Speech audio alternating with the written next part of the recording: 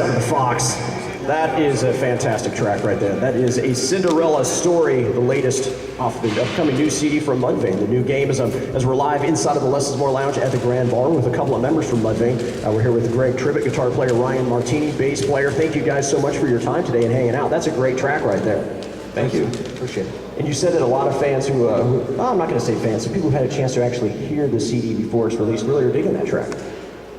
Totally digging that track. That's one of Chad's favorite tracks on the record as well.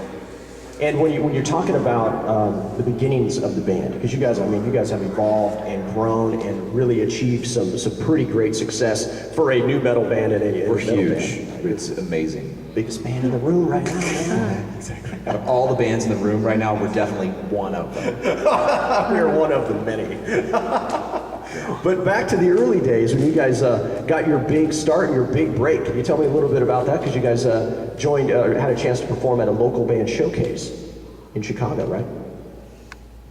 Well, it's that stemmed from all the local shows that had been done. The band had formed a fan base by going out and playing locally, and getting music out in front of people. And we woodshedded and wrote LD50 and started playing shows and started putting some pretty decent numbers in places. Play local shows to 600 people, and so it came to the point where I think we made a decision that we have to take it a step further. So you have to have your music recorded, and then you try to send that to everyone, and we did that in Chicago, and had some people there who were influential and who could actually pass on what they had heard and say it was the right thing to sign and give a record deal to. Because a pretty cool fact that you guys have been doing on this tour is you've been giving the opening slot an opportunity for a local unsigned band in some of the markets that you guys are playing, for a local band to have that chance to play in front of a huge crowd that you guys have earned your way there. Is that kind of how you guys give back to local unsigned musicians by giving this opportunity? Yeah, this is supposed to provide an opportunity. Yeah, surely for the bands that are trying to do it, no matter what talent it is. Hopefully it doesn't become a war between bands, where people don't like each other because, we're not playing favorites. It's about putting people in front of, putting bands in front of people for us. That's all that really matters. And I hope that the bands consider it an opportunity, because we did it. We've still opened for bands and we'll continue to open for larger acts than us, just to play in front of more people. That's the name of the game. That's what we're out here to do. And you guys are doing a great job by hooking up a local Sonoma County band. Moto Groove is going to have a chance to open for Mudvayne tonight. I think they're absolutely blown away by that opportunity.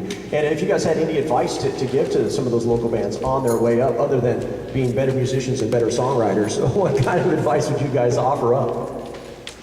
Play a lot of shows, write originals, stay in the basement, write originals, record them, get demos done, send them out, and just try to make connections, network all the time, networking.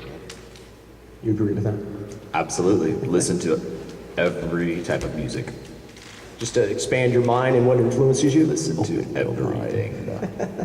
Well, going back to the new CD release from Mudvayne, the new game, there are some politically charged tracks on this CD. And not at all. And one of those, I think, is one of my favorites. Again, just unlimited amounts of favorites, apparently, is the end of the record, is a song called We the People. A great sounding track. Tell me a little bit about the songwriting process going into that track. How does that go? I forgot how it went. Okay.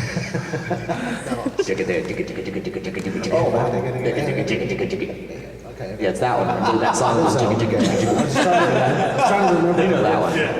Yeah, that riff. I don't really know how that came together, actually. Magic. Seriously.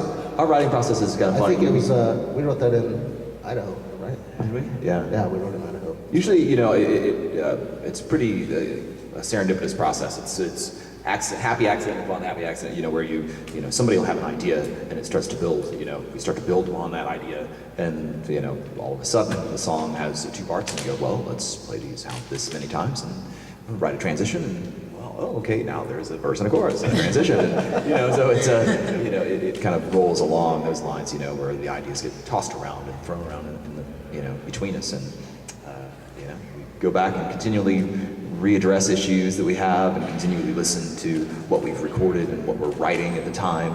Daily you go back and listen, like, I don't know if I like it that much, or That riff sucks. yeah, it's out, done, gone. So we continually, crush songs, pull parts and pieces out, actually, and put them in new songs. Some things just go away. Well, let's check it out. This is a very powerful track, I think. This is another one from the new game from Mudvayne. This is We the People on 101.7 The Fox.